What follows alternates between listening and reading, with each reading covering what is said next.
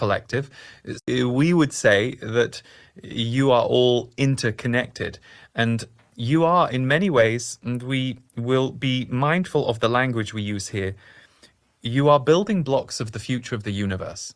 So, the Earth experiment, as it were, for everything is an experiment. We don't mean scientists are experimenting with you. It is not that level of victimhood that we are trying to encourage in your response to what we're saying. But everything is an experiment. And because of your limited seeing, because your function and role, if you like, is to see how much expanded consciousness can exist within this level of density of form.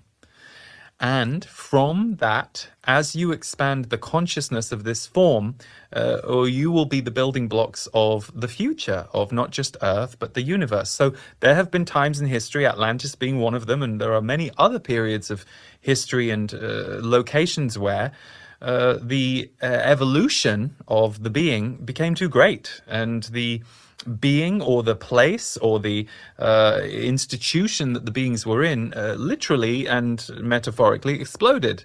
It couldn't hold the frequency that was trying to be poured into the physical form.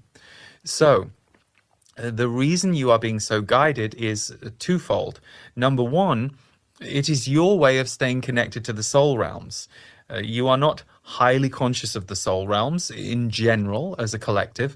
So your way of staying connected to the soul realms is through what you experience as guidance. You could call it whispers. You could call it listening. You see, some of you might think you are listening right now to a channeled being or beings coming through a human. And we would say you can look at it with such division if you like.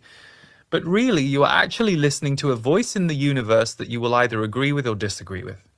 You are listening to part of the universal knowledge system that is available to you, and you will either align with what we are saying or you will not. And you will